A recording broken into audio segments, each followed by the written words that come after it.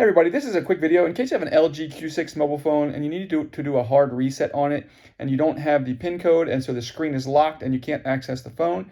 We can actually bypass that screen lock and delete the screen lock.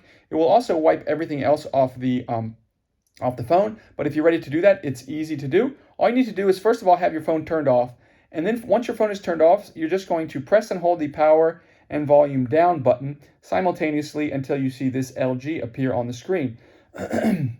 Once it appears on the screen, it will open up into this recovery mode where it gives us the option to delete all user data and reset all settings.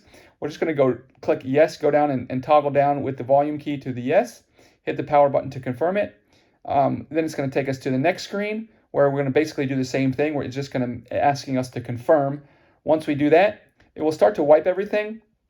And once it wipes, it'll take a couple minutes. The phone will restart, and it will be like it was when it came out of the box.